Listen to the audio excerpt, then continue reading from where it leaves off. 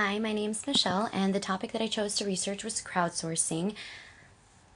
And my research question was, will crowdsourcing on the web pave the way for education and learning in the next 5 years? My thesis statement was that in the next 5 years, crowdsourcing and innovative collaborative learning experiences online will lead the way for education and the future of learning and the end of learning as we know it right now. We know that crowdsourcing is used as a collaborative effort to share news and tell stories. Jeff Howe, the contributing editor at Wired Magazine, and Mark Robinson, who's a features editor at Wired Magazine, coined the term crowdsourcing in 2005. And according to them, simply defined, crowdsourcing represents the act of a company or institution taking a function once performed by employees and outsourcing it to an undefined and generally large network of people in the form of an open call. Crowdsourcers are primarily motivated by its benefits. One of these includes the ability to gather large numbers of solutions and information at relatively inexpensive cost. Users are motivated to contribute to crowdsourced tasks by both intrinsic motivations such as social contact, intellectual stimulation, and passing time, and by extrinsic motivations such as financial gain. So in the next 5 years, crowdsourcing and innovative collaborative learning experiences online are going to lead the way for education and the future of learning based on escalating online participation and a growing demand for knowledge and using the internet to learn.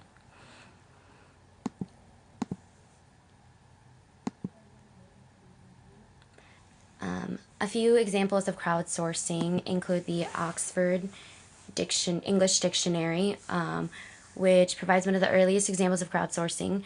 An open call was made to the community for contributions by volunteers to identify all words in the English language and provide example quotations of their uses for each word. Another example is crowdsourcing in genealogy research. Genealogical research was using crowdsourcing techniques long before personal computers were even common.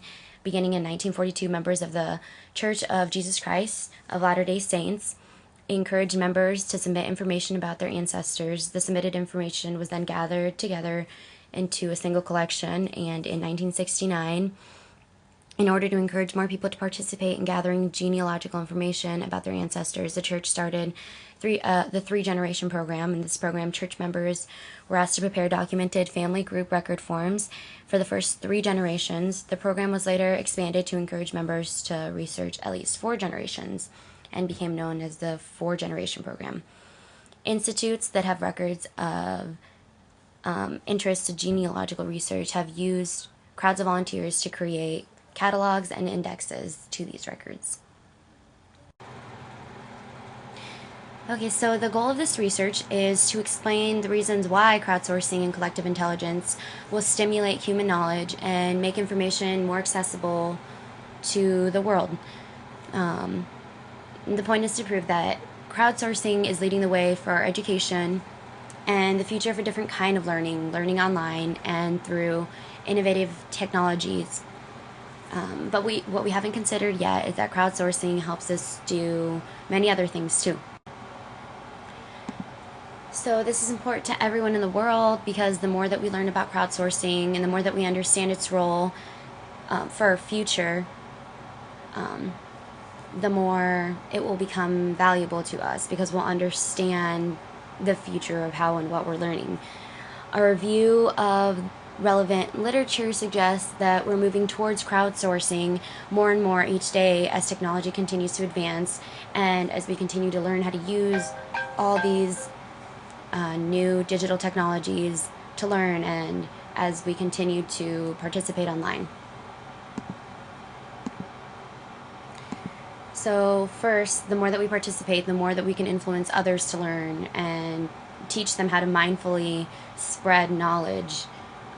According to Henry Jenkins, educators must work together to ensure that every American young person has access to these skills and experiences needed to become a full participant, so that they can articulate their understanding of how media shapes perceptions and has been socialized into the emerging ethical standards that should shape their practices as media makers and participants in online communities.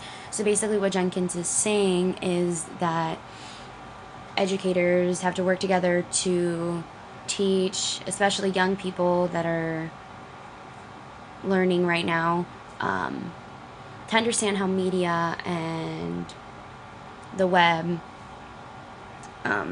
can shape the way that they're learning by understanding how to use it properly. And it can be interpreted that we're seeing positive results as people participate in collaborative efforts to learn from one another. So, I mean, the more that we participate online, the more we influence our friends and our peers to also go online and research things that we're talking about to them or that we're talking about. As people continue to use the web, they'll learn to continue how to make good use of technology and learning tools that it provides. The more they use the web, the more you'll find new websites to conduct research on.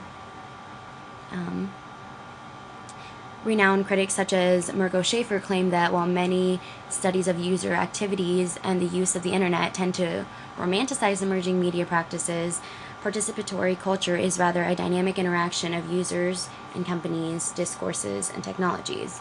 So basically what Margot Schaefer is trying to say is that really our participation is benefiting people that we don't even really know about. So like organizations and companies are making money off of our participation online when we blog about things and share our opinions or like comments or share pictures or share links to certain websites.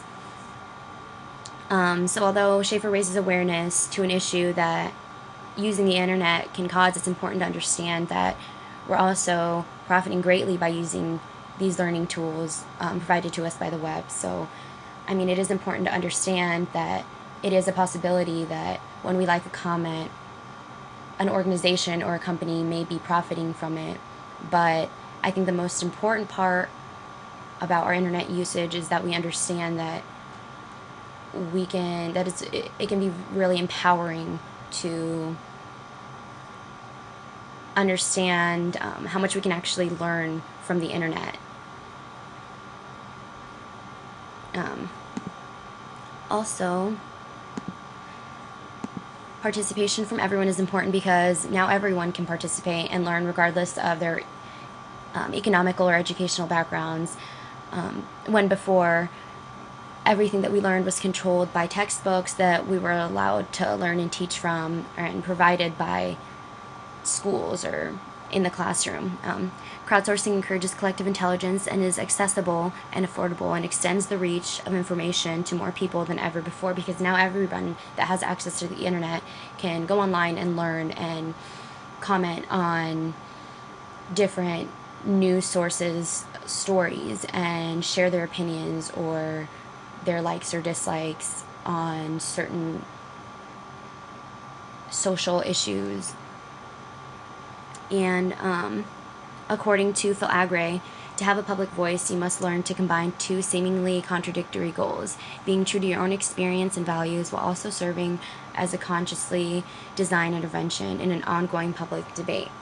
So finding your voice and being able to share concepts that are important to you with others is key to spreading knowledge and crowdsourcing. So it's important to understand that the more that we teach and learn from each other, the more prominent crowdsourcing becomes in terms of our knowledge, and the more that we can influence each other to learn. Critic Turk claims that digital distractions is depriving us of human interactions. In his research, he says that digital distraction is actually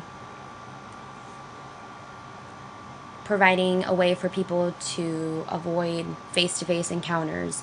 And although he raises awareness to an important issue, Barry Wellman's research counterbalances the fears raised by critics that computer-mediated relationships are alienating people from one another.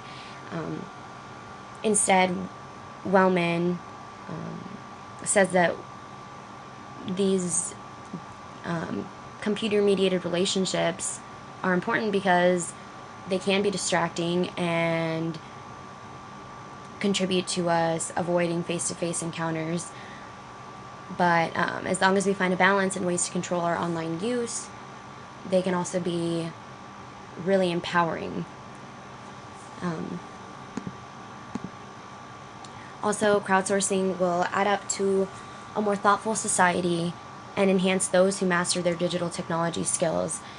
Digital literacies can leverage the web's architecture of participation, so the more that we know, the more we can exercise our knowledge for each other and ourselves. A quote by Reingold in his book NetSmart, How to Thrive Online. He says, whether you contribute your computing power or brain power to a crowdsourced project or find ways to crowdsource your own tasks, knowing the range of innovations that are popping up in this field can inform your own participation in this mass collaboration skill. So Reingold explains that, like collective intelligence, crowdsourcing is influencing and transforming many different fields.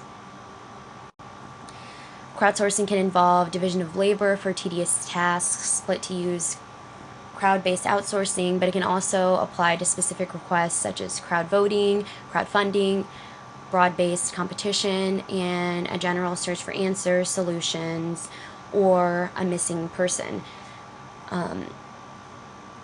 Crowdsourcing during crisis can really come into play by spreading the news to people through social networks and online news sources, which help spread the news and speed up the amount of time that it takes for the news to spread.